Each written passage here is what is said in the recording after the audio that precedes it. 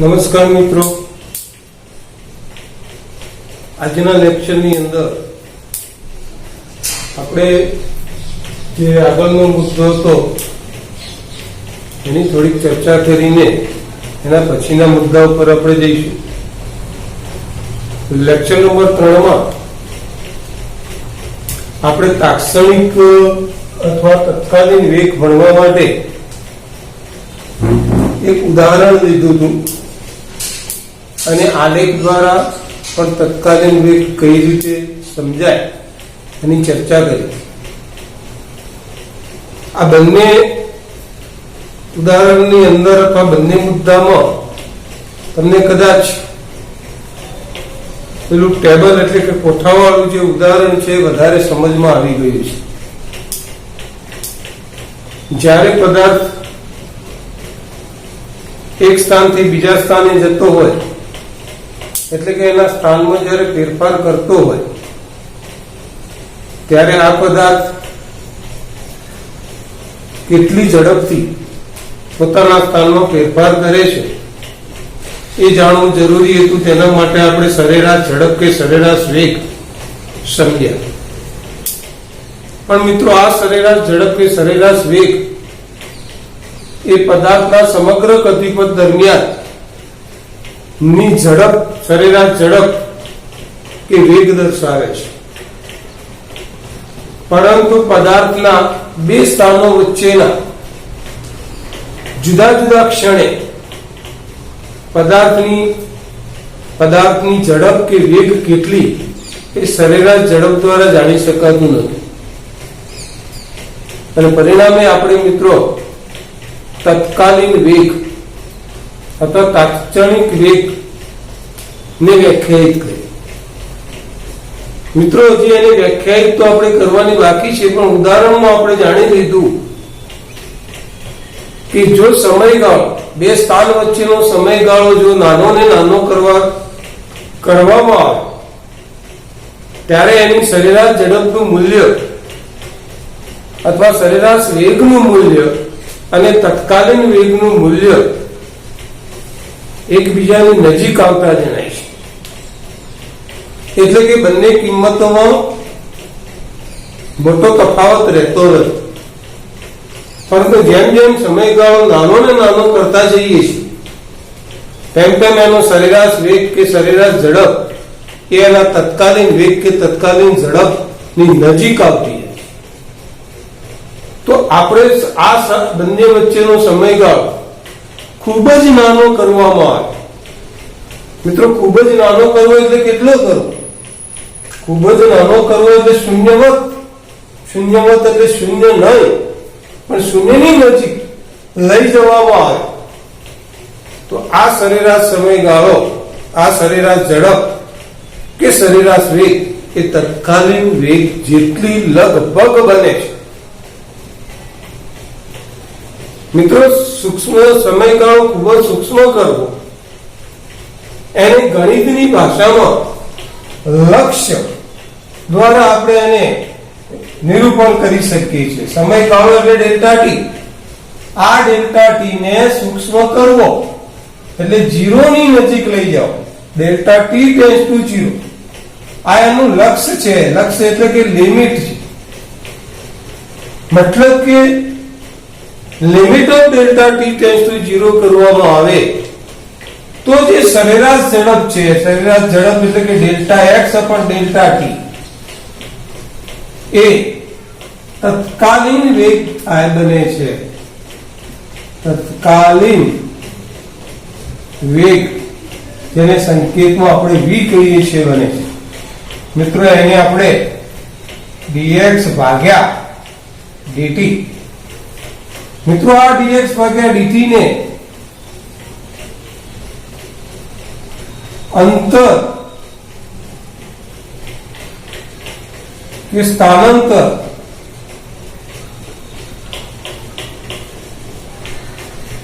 x નું સમયની સાપેક્ષે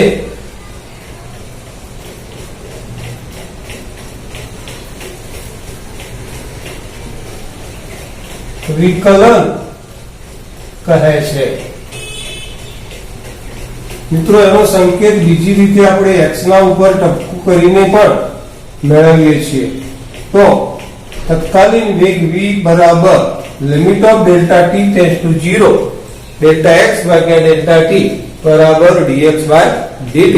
તો આ પ્રમાણે આપણે તત્કાલીન વેગ ગણી શકીએ. હવે આ પ્રશ્નનો જવાબ આપણે કઈ રીતે લખવો, તો એની આપણે આ પ્રશ્નની અંદર ચર્ચા કરીને આગળના મુદ્દા ઉપર જઈએ. પ્રશ્નનો એનો જવાબ આપણે બોર્ડ ઉપર લખીશું કે જેથી કરીને આપણને એ તૈયાર કરતે ફાવે. મિત્રો તત્કાલીન વેગ અંગેનો પ્રશ્ન આપણો છે કે પ્રશ્ન સરેરાશ વેગનું સૂત્ર લખી તત્કાલીન વેગ સમજાવો. તો આપણે પહેલા સરેરાશ વેગનું સૂત્ર લખીશું, સમીકરણ નંબર 1 આપીશું. આપણે અંદર ઉમેરવું હોય તો લખી શકાય કે જ્યાં x2 એ t2 સમયનું સ્થાન છે, x1 એ t1 સમયનું સ્થાન છે. પછી આપણે સીધું લખવાનું છે કે ભાઈ આપણે સરેરાશ વેગ ઉપરથી તત્કાલીન વેગ કઈ રીતે મેળવી શકાય. તો સમયગાળાને નાનો કરવામાં આવે તો સરેરાશ વેગનું મૂલ્ય તત્કાલીન વેગના મૂલ્ય તરફ એટલે કે એ દિશામાં મળે છે. સમયગાળો ખૂબ જ નાનો એટલે કે શૂન્યની નજીક, શૂન્ય નહીં પણ શૂન્યની નજીક જેને શૂન્યવત કહેવામાં આવે, તો શૂન્યવત કરવામાં આવે તો સરેરાશ વેગનું મૂલ્ય લગભગ તત્કાલીન વેગ જેટલું મળે છે. તો સમયગાળો ખૂબ નાનો કરવો એટલે શું, તો limit of delta t tends to 0 કરવા. હવે આપણે આ અહીંયા લખ્યું એ પ્રમાણે લખી અને તત્કાલીન વેગ સમજાવી દઈશું. પરીક્ષામાં જો 2 ગુણનો પ્રશ્ન પૂછાય તો આ પ્રમાણે એનો જવાબ આપણે આપી દઈશું. મિત્રો સુરેખ પથ પર ગતિમાં તત્કાલીન વેગ સુધીની માહિતી આપણે મેળવી. એટલે હવે આપણે ટૂંકમાં એમ કહી શકીએ કે તત્કાલીન વેગ અથવા તો એને વેગ તરીકે ઓળખીએ તો ટૂંકમાં આપણે વેગ બરાબર અંતર ભાગ્યા સમય આવું આપણે મેળવી શકીએ. ઘણીવાર આપણે એમસીક્યુ ગણવામાં અથવા દાખલા ગણવામાં વેગ ઉપરથી અંતર મેળવવું હોય તો વેગ ગુણ્યા સમય કરીએ તો આપણને અંતર મળી જશે. આ કેટલીક વાર આનો ઉપયોગ આવો નાની બાબતનો ઉપયોગ થતો હોય છે જે ધ્યાનમાં રાખવાની જરૂર છે. મિત્રો વેગ પછીનો જે મુદ્દો છે પ્રવેગ છે. સામાન્ય રીતે મિત્રો જ્યારે પદાર્થ ગતિમાં હોય તે દરમિયાન પદાર્થ એક સ્થાનથી બીજા સ્થાનમાં પોતાના સ્થાનમાં જ્યારે ફેરફાર કરતો હોય ત્યારે તેના વેગમાં પણ ફેરફાર થતો હોય છે. મિત્રો વેગમાં થતો આ ફેરફાર આપણે બે રીતે વિચારી શકીએ. સ્થાનની સાપેક્ષે વેગમાં થતો ફેરફાર અને સમયની સાપેક્ષે વેગમાં થતો ફેરફાર. મિત્રો સ્થાનની સાપેક્ષે અને સમયની સાપેક્ષે વેગમાં થતો ફેરફાર આજથી ઘણા વર્ષો પહેલા ગેલેલિયો નામના વૈજ્ઞાનિકે સૂચવ્યું. સૌથી પ્રથમ એને એમ વિચાર્યું કે ભાઈ પદાર્થ જ્યારે એક સ્થાનથી બીજા સ્થાને જતો હોય ત્યારે એનો વેગમાં જે ફેરફાર થાય છે એ સ્થાનની સાપેક્ષે થાય છે એવું પહેલા ગેલેલિયો નામના વૈજ્ઞાનિકે ધ્યાનમાં લીધું. પરંતુ જ્યારે સ્થાનમાં થતો ફેરફાર સ્થાનને અનુલક્ષીને એના વેગમાં ફેરફાર થતો હોય અથવા તો અંતરની સાપેક્ષમાં એના વેગમાં જ્યારે ફેરફાર થતો હોય ત્યારે એને કેટલાક પ્રયોગો કર્યા. જેમ કે કોઈ પદાર્થને આપણે ઉપરથી મુક્ત પતન કરાવતા હોઈએ, ઢાળની સપાટી ઉપરથી પદાર્થને નીચે ગબડાવતા હોઈએ. આવા સમય દરમિયાન અંતરની સાપેક્ષમાં જે વેગમાં ફેરફાર થાય છે, અંતરની સાપેક્ષમાં વેગમાં ફેરફાર એ ખૂબ જ જેમ જેમ પદાર્થ નીચે થતો જાય તેમ એનો ફેરફાર ઘટતો જાય છે. મતલબ કે એનો ફેરફાર ઘટતો જતો હોય છે. સામાન્ય રીતે આપણે જોઈએ કે જ્યારે પણ આપણે પદાર્થને મુક્ત પતન કરાવતા હોઈએ છીએ ત્યારે ગુરુત્વાકર્ષણ બળની અસર હેઠળ આ પદાર્થના વેગમાં થતો ફેરફાર અચળ હોય છે, વેગમાં ફેરફાર થતો હોતો નથી. પરિણામે એને પછી સ્વીકાર્યું કે પદાર્થ જ્યારે ગતિ કરતો હોય ત્યારે એના વેગમાં થતો ફેરફાર અંતરની સાપેક્ષે નહીં પણ સમયની સાપેક્ષે ગણવો. તો મિત્રો પ્રવેગ એટલે શું? તો અહીંયા આગળ આપણે એમ લઈશું કે પ્રવેગ એટલે પદાર્થના વેગમાં થતો ફેરફાર અને સમયગાળાના ગુણોત્તરને પ્રવેગ એટલે કે સરેરાશ પ્રવેગ કહી શકાય. પ્રવેગ એટલે પદાર્થના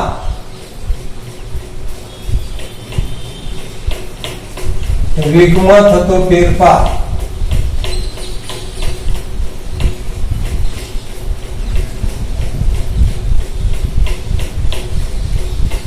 અને સમયગાળાના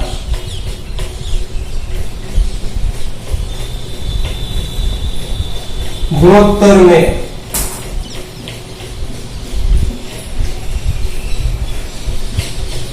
સરેરાશ પ્રવેગ કહે છે. અથવા મિત્રો એની જે બીજી વ્યાખ્યા આપવામાં આવે તો એની બીજી વ્યાખ્યા આપણે આ રીતે આપી શકીએ કે વેગમાં થતા ફેરફારના સમય દરને વેગમાં થતા ફેરફારના સમય દરને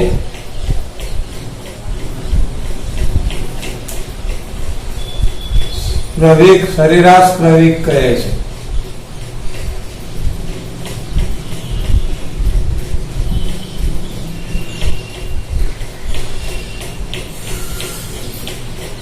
મિત્રો વેગમાં થતો ફેરફાર એનો મતલબ એ થાય કે ધારો કે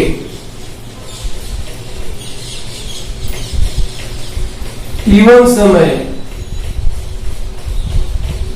પદાર્થનો વેગ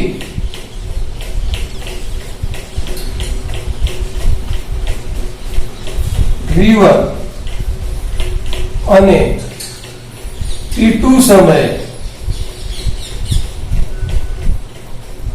પદાર્થનો વેગ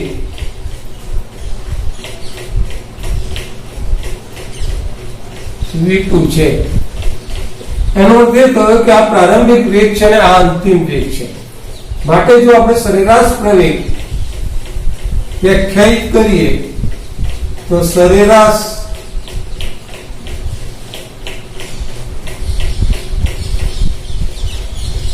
પ્રવેગ સંકેતનો એવરેજ ઓફ a કહીએ તો વેગમાં ફેરફાર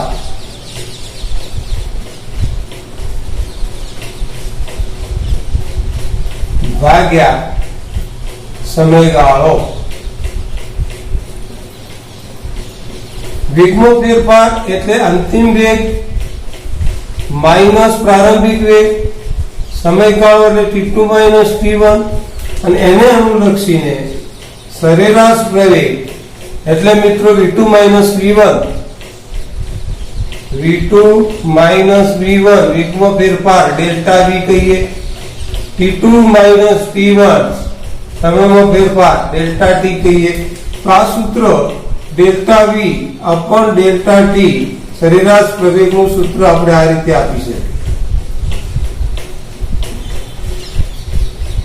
મિત્રો વેગ જેમ કે આગળ આપણે ભણ્યા કે સ્થાનાંતર ધન ઋણ કે શૂન્ય હોય એવી રીતે સરેરાશ વેગ ધન ઋણ કે શૂન્ય હોઈ શકે છે પણ ઝડપ ઋણ કે શૂન્ય હોતી નથી. ઝડપ એ અદિશ રાશિ. અહીંયા આગળ પ્રવેગ સરેરાશ પ્રવેગ એ સદિશ રાશિ છે.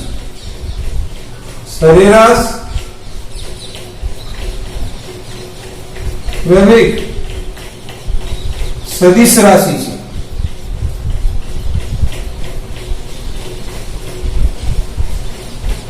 માટે આ પ્રવેગ શૂન્ય ધન કે ઋણ હોઈ શકે છે. આલેખ દ્વારા પણ આપણે સમજી શકીએ છીએ. એટલે આ સરેરાશ પ્રવેગ શૂન્ય ધન કે ઋણ હોઈ શકે છે. પણ મિત્રો અહીંયા આગળ આના ઉપરથી જો આપણે તત્કાલીન પ્રવેગ સમજવો હોય કે તત્કાલીન પ્રવેગ કઈ રીતે શોધવો તો જેવી રીતે આપણે સરેરાશ વેગ ઉપરથી તત્કાલીન વેગ ભણ્યા અને એના માટે આપણે મેં તમને કહ્યું હતું કે કોઈ પણ ભૌતિક રાશિ તત્કાલીન રાશિ મેળવવી હોય તો એનું છેદનું પદ શૂન્યવત કરો. શૂન્યવત કરવું એટલે કે ડેલ્ટા ટી ટેન્ડ્સ ટુ 0 કરો. તો આવી રીતે જો આપણે તત્કાલીન પ્રવેગ શોધવો હોય, તત્કાલીન પ્રવેગ જો આપણે શોધવો હોય, જેને આપણે એ કહીશું, તો પ્રવેગની જે સંકેત છે એ છે સરેરાશ પ્રવેગ કહે છે. તેને સંકેતમાં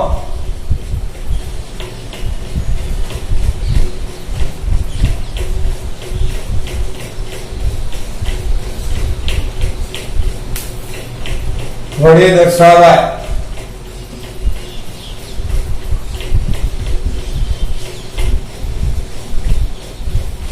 તો મિત્રો આનો છેદનું પદ એટલે ડેલ્ટા ટી, શૂન્યવત કરવું એટલે limit of delta T tends to 0 કરવું, delta V upon delta T, અને પરિણામે a બરાબર dv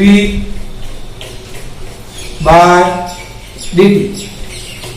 તો મિત્રો અહીંયા આગળ પ્રવેગ એ સદિશ રાશિ છે અને એના આધારે તત્કાલીન પ્રવેગ આપણે આ રીતે મેળવી શકીએ.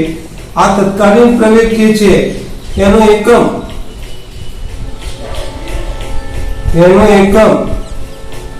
મીટર સેકન્ડ માઇનસ 2 મીટર પ્રતિ સેકન્ડ સ્ક્વેર છે.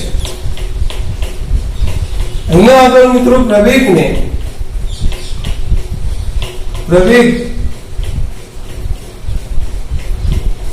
એટલે વેગ v નું સમય સાપેક્ષ વિકલન.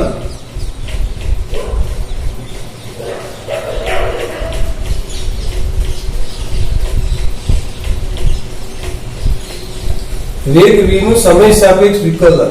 મિત્રો આગળ આપણે વિચારીએ, આને આપણે સમીકરણ નંબર 2 કહીએ. તો આગળ આપણે આવું ભણી ગયા છીએ કે ભાઈ વેગ v બરાબર dx ભાગ્યા dt. આ વેગ v બરાબર dx ભાગ્યા dt. તો આને આપણે સમીકરણ નંબર 3 કહીએ. તો આ પ્રવેગની અંદર એની કિંમત મૂકવામાં આવે કે a બરાબર d બાય dt એટલે dv બાય dt, અને d બાય dt વેગમાં આપણે આ કિંમત મૂકીએ તો કૌંસમાં થશે dx બાય dt, અને પરિણામે આને આપણે d2x અપોન dt² પણ કહી શકીએ. એટલે પ્રવેગ a બરાબર d2x અપોન dt². તો બીજી રીતે આપણે પ્રવેગ એટલે શું કહેવાય? તો પ્રવેગ એટલે x નું સમય સાપેક્ષ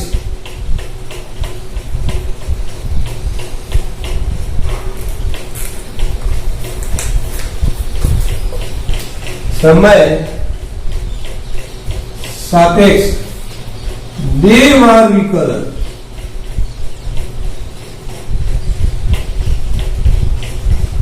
અંતરનું સમય સાપેક્ષ બે વાર વિકલન કરવામાં આવે એટલે પણ પ્રવેગ મળે. તો મિત્રો આ પ્રવેગ અંગેનો પ્રશ્ન પણ આપણે અહીંયા આગળ સાથે સાથે લેતા જઈએ કે સરેરાશ પ્રવેગ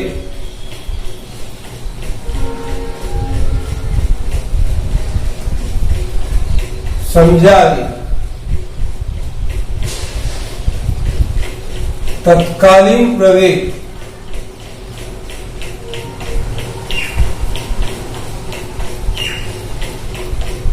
ના સૂત્રો મેળવો.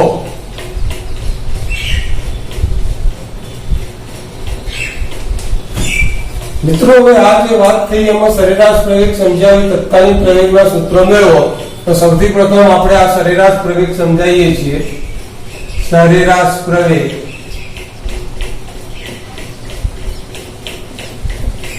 આપણે સરેરાશ પ્રવેગનું સૂત્ર મેળવીએ, એના ઉપરથી તત્કાલીન પ્રવેગ મેળવ્યો. તો અહીંયા આપણે ખાસ ધ્યાન રાખજો કે ભાઈ તત્કાલીન વેગ એટલે અંતરનું સમય સાપેક્ષ એકવાર વિકલન v બરાબર dx બાય dt. યાદ રાખજો. અને પ્રવેગ, તત્કાલીન પ્રવેગ એટલે બે રીતે મળે. પ્રવેગ, તત્કાલીન પ્રવેગ, એક તો વેગનું સમય સાપેક્ષ વિકલન કરો એક વખત વેગનું તો પણ પ્રવેગ મળે, અને અંતરનું સમય સાપેક્ષ બે વાર વિકલન કરો તો પણ પ્રવેગ મળે. આ બાબત આપણે અહીંયા ધ્યાનમાં રાખીશું. હવે કેટલીક નવી બાબતનો આપણે અભ્યાસ કરીએ છીએ, તો આ પ્રવેગ અનુસંધાને જે નવી બાબત છે એ આપણે જાણી લઈએ. તો આપણે અહીંયા આગળ તત્કાલીન પ્રવેગની માહિતી મેળવી, અને તત્કાલીન પ્રવેગ ના બે સૂત્રો આપણે મળ્યા છે. જેમ કે તત્કાલીન પ્રવેગ a બરાબર dv બાય dt વેગનું સમય સાપેક્ષ એકવાર વિકલન અથવા d2xy dt2, એટલે કે પ્રવેગનું સમય સાપેક્ષ પ્રવેગ એટલે વેગનું સમય સાપેક્ષ એકવાર વિકલન અથવા અંતરનું સમય સાપેક્ષ બે વાર વિકલન. હવે કેટલીક સામાન્ય હકીકતો આપણે જાણી લઈએ કે જે નીટ અથવા ગુજકેટના પ્રશ્નોમાં આપણે મદદ મેળવી શકીએ. જેમ કે પ્રવેગ એ સદિશ રાશિ છે તો પ્રવેગ ધન હોઈ શકે, ઋણ હોઈ શકે અને શૂન્ય પણ હોઈ શકે. સરેરાશ તત્કાલીન વેગ પણ શૂન્ય હોઈ શકે, ધન હોઈ શકે અને ઋણ પણ હોઈ શકે. તો મિત્રો પ્રવેગ a બરાબર dv બાય dt ધન હોઈ શકે તો આપણે સમજીએ કે જો dv બાય dt ધન હોય, બરાબર અહીંયા કાળજી રાખજો, જો dv બાય dt ધન હોય તો પ્રવેગ જે છે પ્રવેગની દિશા ધન x તરફની છે.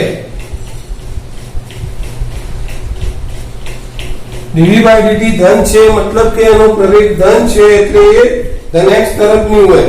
પણ જો dv બાય dt ઋણ હોય તો પ્રવેગની દિશા ઋણ x તરફની છે.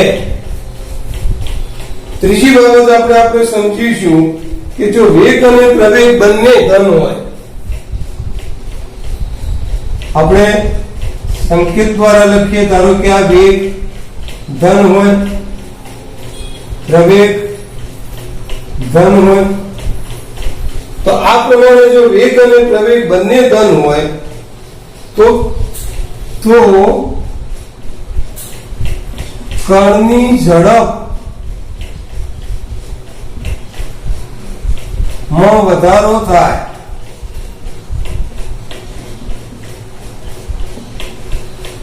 આ જ પ્રમાણે જો આપણે આવું લઈએ કે જો વેગ પ્રવેગ ધન હોય, વેગ ધન હોય, વેગ ઋણ હોય, પ્રવેગ પણ ઋણ હોય તો પણ કણની ઝડપમાં વધારો થાય.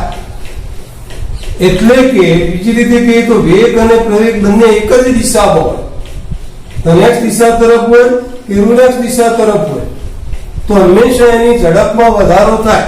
પરંતુ જો બંને પરસ્પર વિરુદ્ધ હોય, આ વેગ ધન હોય, પ્રવેગ ઋણ હોય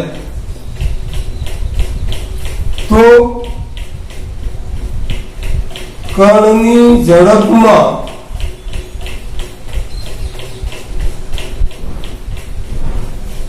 ઘટાડો થાય. તો કણની ઝડપમાં મિત્રો અહીંયા આગળ ઘટાડો થાય એવું આપણે અહીંયા આગળ મેળવી શકીએ. તો આ પ્રમાણે પરીક્ષાની અંદર પ્રશ્ન પૂછાયો તો આ પ્રશ્ન જ આપણે અહીંયા આગળ બોર્ડની અંદર લખેલો છે, એને આપણે સમજી વિચારીને તૈયાર કરશું. પરંતુ આ પ્રવેગ જે છે મિત્રો એને આપણે આલેખ દ્વારા પણ સમજી શકીએ છીએ. એમાં પ્રવેગ આપણે બે રીતે આલેખ દોરી શકીએ, v વિરુદ્ધ t ના આલેખથી પ્રવેગ અને x વિરુદ્ધ t ના આલેખથી પણ પ્રવેગ વિશે સમજૂતી આપણે લઈ શકીએ છીએ. જેમ કે આપણે આવું વિચારીએ કે વેગ વિરુદ્ધ t નો આલેખ છે,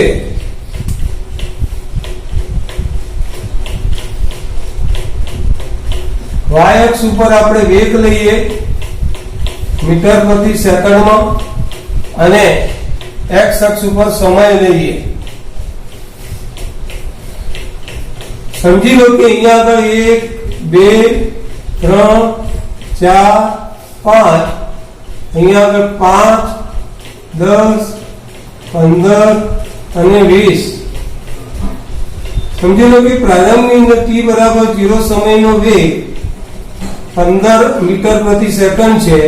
1 સેકન્ડે પણ એનો વેગ 15 મીટર પ્રતિ સેકન્ડ છે. 2 સેકન્ડે પણ એનો વેગ 15 મીટર પ્રતિ સેકન્ડ છે. તો એનો અર્થ એ થયો કે એનો આલેખ સમય અક્ષને સમાંતર મળે છે. એટલે અહીંયા આગળ વેગમાં કોઈ ફેરફાર થતો નથી, અને વેગમાં ફેરફાર ન થાય તો પ્રવેગ ઉત્પન્ન થતો નથી. એનો મતલબ એ થયો કે અહીંયા આગળ પ્રવેગ શૂન્ય છે. અહીંયા આગળ પ્રવેગ એનો શૂન્ય છે, અહીંયા ધ્યાનમાં રાખીશું. બીજો મિત્રો આપણે આલેખ વિચારીએ.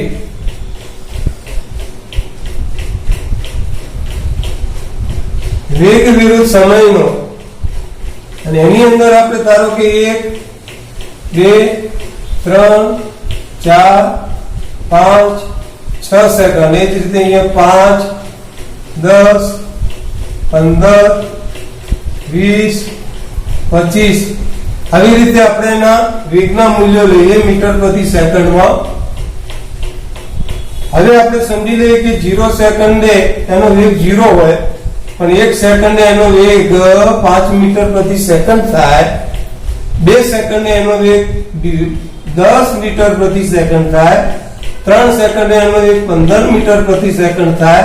તો આપણે સમજી શકીએ કે જે એનો આલેખ છે એ ઉગમ બિંદુમાંથી પસાર થતો આવો એક સુરેખમય, એટલે કે આ પદાર્થનો વેગ નિયમિત રીતે વધે છે. પદાર્થનો વેગ નિયમિત રીતે ફેરફાર થતો હોય. 0 થી 1 ના ગાળામાં જે ફેરફાર થાય એ 1 થી 2 ના ગાળામાં એટલો જ ફેરફાર થાય. અને પરિણામે મિત્રો તમે વિચારો કે આવા આલેખનો સરેરાશ પ્રવેગ આલેખના ઢાળ પરથી શોધી શકાય. અહીંયા ધ્યાનમાં રાખજો કે ધારો કે આ જે વેગ છે, આ મૂલ્ય પ્રારંભનું વેગ t બરાબર 1 સેકન્ડનું વેગ, એનો વેગ v1, અને અહીંયા આગળ જે મૂલ્ય આવે એ t બરાબર અંતિમ વેગ v2 આવે. આ જે સમય છે એ t1 આવે, આ સમયને આપણે t2 કહીએ. તો સરેરાશ પ્રવેગ એવરેજ ઓફ a શોધવો હોય તો v2 v1, v2 એટલે આનો y અક્ષ થયો, એટલે ab, અને ભાગ્યા આને આપણે c કહીએ તો અહીંયા આગળ સમયનો ફેરફાર t2 t1 તો bc. એટલે બરાબર કાળજી રાખજો કે આલેખનો ઢાળ શોધીને પણ v વિરુદ્ધ t ના આલેખનો ઢાળ શોધવાથી સરેરાશ પ્રવેગ મળે, જ્યારે x વિરુદ્ધ t ના આલેખનો ઢાળ શોધવાથી સરેરાશ વેગ મળે. x અને t હોય તો વેગ મળે, v અને t હોય તો પ્રવેગ મળે. તો અહીંયા ધ્યાન રાખો. તો અહીંયા જો મિત્રો આ પ્રવેગ તમે શોધો, આલેખના કોઈ પણ બિંદુએ શોધો, તો નિયમિત રીતે વેગમાં વધારો થાય છે. એટલે અહીંયા આગળ એનો પ્રવેગ દરેક જગ્યાએ અચળ મળે. દરેક જગ્યાએ અચળ મળે. અહીંયા પ્રવેગ શૂન્ય મળે, અહીંયા પ્રવેગ અચળ મળે. આ જ પ્રમાણે મિત્રો બીજી વાત કરીએ કે ધારો કે 1 સેકન્ડ 2 સેકન્ડ 3 સેકન્ડ 4 અને 5, આટલેથી 5 10 15 20 અને 25 આ વેગ લઈએ, આ સમય લઈએ. હવે અહીંયા બરાબર કાળજી રાખજો કે આપણે એ કહેવા માંગીએ છીએ કે પ્રવેગ ધન હોઈ શકે, ઋણ હોઈ શકે, શૂન્ય હોઈ શકે. તો શૂન્ય અને ધનની વાત કરી હતી, ઋણ ક્યારે હોઈ શકે? તો ધારો કે શરૂઆતમાં આ જે પ્રવેગ છે એ 25 મીટર પ્રતિ સેકન્ડ છે. 1 સેકન્ડે એનું મૂલ્ય ઘટે છે, 20 થાય છે. 2 સેકન્ડે એનું મૂલ્ય ઘટે છે, 15 થાય છે. 3 સેકન્ડે એનું મૂલ્ય ઘટે છે અને 10 થાય છે. 4 સેકન્ડે એનું મૂલ્ય ઘટી. તો આ પ્રમાણે જ્યારે એનો આલેખ મળે આપણને, આવો આલેખ, તો આ જે આલેખ છે શું છે? જો પ્રારંભમાં એનો વેગ v વધારે છે, જેમ સમય પસાર થાય છે તેમ એના વેગમાં ઘટાડો થાય છે. તો વેગમાં જ્યારે ઘટાડો થતો હોય પણ નિયમિત રીતે ઘટાડો થાય છે, એટલે આપણે વિચારીએ કે સમજી લો કે આ જે છે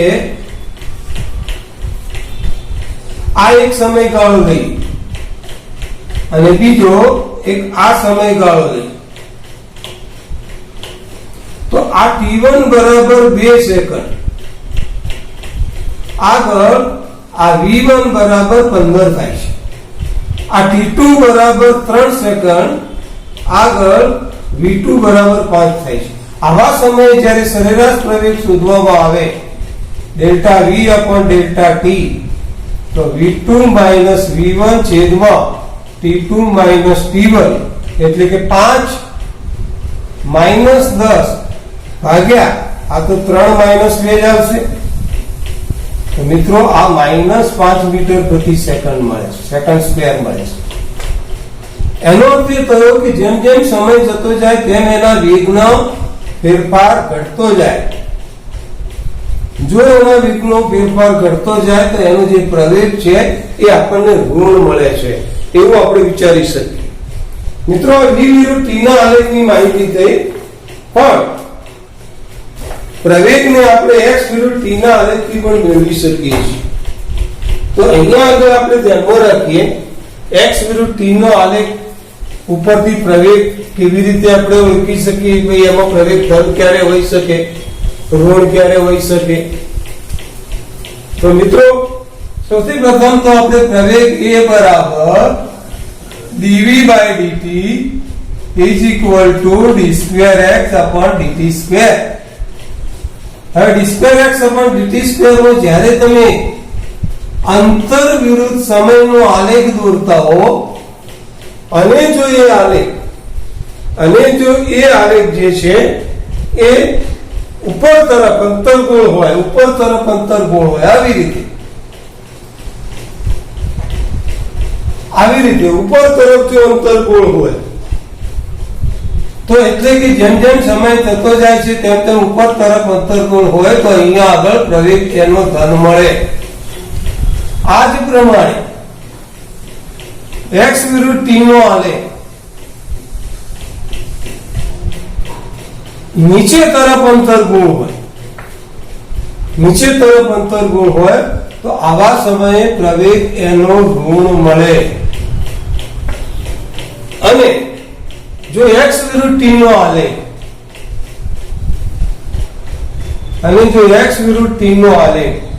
આ પ્રમાણે સુરેખ હોય તો તમે જાણો છો કે સુરેખ હોય તો અહીંયા v અચળ મળે. વેગ x વિરુદ્ધ t ના આલેખ ઉપરથી ઢાળ શોધીને વેગ શોધી શકાય. તો અહીંયા આગળ x વિરુદ્ધ t નો આલેખ જે દોર્યો છે એ સમાન સમયમાં સમાન અંતરથી વધે છે એટલે v અચળ મળે. પણ જો વેગ અચળ હોય તો વેગનો ફેરફાર કેટલો થાય? વેગ અચળ હોય તો વેગનો ફેરફાર ડેલ્ટા v બરાબર v2 માઇનસ v1 કેટલો મળે? મિત્રો અચળ એટલે શું? અચળ એટલે એની કિંમત ના બદલાય, એક જ રહે. ધારો કે v2 બરાબર પણ v હોય, v1 બરાબર પણ v હોય તો આ અચળ કિંમત કેટલી? તો આવો આલેખ હોય તો વેગ અચળ થઈ જાય તો વેગમાં ફેરફાર શૂન્ય થાય, અને વેગમાં ફેરફાર શૂન્ય થાય તો અહીંયા આગળ પ્રવેગ એ શૂન્ય મળે. મિત્રો આ ખૂબ જ મહત્વની બાબત આપણે અહીંયા આગળ ભણ્યા. અહીંયા આલેખની સમજ આ ચેપ્ટરની અંદર આલેખો ઘણા બધા આવે છે. પણ આલેખો જે આવે છે આપણી પરીક્ષા લક્ષી ઘણા ઓછા હોય, પણ પૂછકેટ કે એની અંદર એનો જવાબ આપવા માટે ખૂબ જ જરૂરી છે. હવે બીજો એક આપણે આવો આલેખ વિચારીએ, v વિરુદ્ધ t. v વિરુદ્ધ t નો આલેખો, ધારો કે એનો પ્રારંભિક વેગ v0 છે અને આ આલેખ સુરેખ છે, એનો અંતિમ વેગ ધારો કે v છે. આવો આલેખ છે. સમાન સમયમાં સમાન રીતે એના વેગમાં વધારો કરે છે. તો મિત્રો આપણે હાલ મેં કીધું એ પ્રમાણે વેગમાં સમાન રીતે વધારો થતો હોય એક જ દિશામાં, તો અહીંયા પ્રવેગ ધન કહેવાય, અહીંયા પ્રવેગ ધન કહેવાય. એ જ પ્રમાણે v વિરુદ્ધ t ના આલેખમાં પ્રારંભિક વેગ v0 વધારે છે, પણ એ જેમ જેમ સમય જાય તેમ એના વેગમાં ઘટાડો કરે છે. આ એનો અંતિમ મિત્રો v0 એનો પ્રારંભિક વેગ, v એ અંતિમ વેગ. અહીંયા પ્રારંભિક વેગ વધારે છે, વેગમાં ઘટાડો થાય છે, એટલે અહીંયા પ્રવેગ ઋણ મળે. અહીંયા આગળ પ્રવેગ ઋણ મળે. મિત્રો ઘણીવાર આવું બને, બરાબર ધ્યાન રાખજો કે આ સમયનો આલેખ, આ y અક્ષ, આ વેગ, પણ આ ધન, આ નીચે તરફ ઋણ. તો એનો પ્રારંભમાં વેગ જે છે ઋણ છે અને એ સતત ઋણની દિશામાં એ પોતે વધારો કરે છે. જ્યારે મિત્રો આવું બને કે પદાર્થ ઋણ પ્રવેગ સાથે, ઋણ વેગ સાથે પોતામાં વધારો કરવો હોય તો એ પ્રવેગ ઋણ દિશાનો પ્રવેગ વધે, ઋણ દિશામાં પ્રવેગ વધે. છેલ્લો આલેખ આપણે વિચારી લઈએ. છેલ્લા આલેખની અંદર આપણે એવું વિચારીએ કે પ્રારંભમાં એનો પ્રવેગ v0 છે, હવે સમાન રીતે એના વેગમાં વધારો થાય છે આટલા સુધી. તો આ આલેખ આપણે સમજી શકીએ કે આવું થાય. તો અહીંયા આગળ તમને ઋણ પ્રવેગ મળે છે, એટલે કે આની અંદર જ્યારે વેગમાં વધારો થાય છે ત્યારે આ t1 સમય સુધી એના પ્રવેગ ઘટતો જાય છે. એવું કહેવાય કે t1 સમય સુધી એનો જે પ્રવેગ છે એ ઘટે છે, પછી આટલા જ પ્રવેગથી આગળ વધ્યા તો આ ઋણ પ્રવેગમાં વધારો કરે છે, આ ઋણ પ્રવેગ મળે છે. છેલ્લો આલેખ મિત્રો આપણને એવું કહેવામાં આવે છે કે પદાર્થ ધન દિશામાં t1 સમય સુધી, આ t1 સમય સુધી એના પ્રવેગ સુધી ગતિ કરે છે. એના પ્રવેગ t1 સમય સુધી એનો પ્રવેગ આપણને ઘટતો જોવા મળે, એટલે કે ઋણ તો મળશે. એ જ રીતે t1 પછી ઋણ દિશામાં એનો પ્રવેગ આપણને અહીંયા મળે છે. કાળજી રાખો. હવે છેલ્લી બાબત મિત્રો આપણે આગળ સમજી લઈએ કે જે આગળનો એક મહત્વનો ટોપિક આપણે ભણીશું, એની અંદર એ માહિતી આપણને જરૂરી પડશે કે ધારો કે આપણે વેગ વિરુદ્ધ સમયનો આલેખ છે. આ વેગ વિરુદ્ધ સમયના આલેખમાં આ એનો પ્રારંભિક વેગ u છે. તો અહીંયા આગળ 1 2 3 4 અને 5 સેકન્ડ છે. તો આ પ્રમાણે ધારો કે 5 10 અને આ 15 પ્રારંભમાં એનો વેગ 4 સેકન્ડ સુધી વેગ એનો અચળ છે, પ્રારંભિક વેગ. અને ત્યાર પછી આ ધારો કે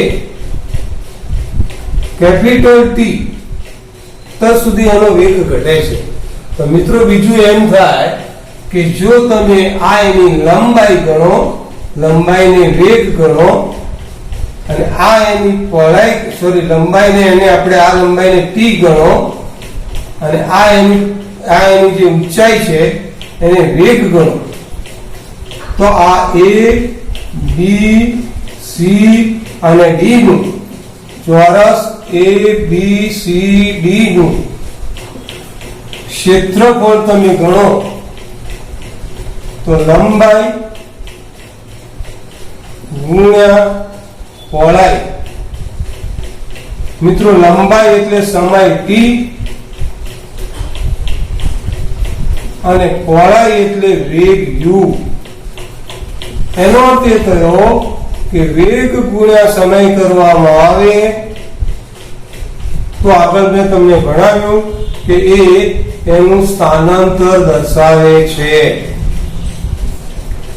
વેગ વિરુદ્ધ t ના આલેખ વડે ઘેરાતું ક્ષેત્રફળ. વેગ વિરુદ્ધ t ના આલેખ વડે ઘેરાતું ક્ષેત્રફળ એ પદાર્થનું સ્થાનાંતર દર્શાવે છે. આ બાબત મિત્રો આપણે ખાસ લક્ષમાં રાખશું. ફરીથી કહી દઉં, વેગ વિરુદ્ધ t ના આલેખ વડે ઘેરાતું ક્ષેત્રફળ એ પદાર્થનું સ્થાનાંતર દર્શાવે છે. આ બે બાબતનું રિપીટેશન કરી દઉં. એક વેગ, તત્કાલીન વેગ એટલે શું? તો અંતરનું સમય સાપેક્ષ એકવાર વિકલન dx by dt. પ્રવેગ એટલે શું? તો પ્રવેગમાં બે બાબત છે. પ્રવેગ એટલે વેગનું સમય સાપેક્ષ એકવાર વિકલન, અથવા તો પ્રવેગ એટલે અંતર સમય સાપેક્ષ બે વાર વિકલન. મિત્રો એક્ઝામ્પલ ગણવામાં બહુ આ બે બાબતો બહુ મદદરૂપ થશે, એટલે બહુ કાળજી રાખજો. વિકલનના નિયમો આપણે જ્યારે દાખલા ગણશું ને ત્યારે આપણે એના નિયમોને બોર્ડ ઉપર સમજાવશું. તો આજના લેક્ચરની અંદર પ્રશ્ન આપણો એ છે કે ભાઈ સરેરાશ પ્રવેગ અને તત્કાલીન પ્રવેગની સમજૂતી આપો. સરેરાશ પ્રવેગ અને તત્કાલીન પ્રવેગની સમજૂતી આપો. જે મેં આગળ બોર્ડની અંદર લખ્યો છે, પ્રશ્ન અને જવાબ આગળ છે, તો એટલું બાબત આપણે અહીંયા આગળ તૈયાર કરવા.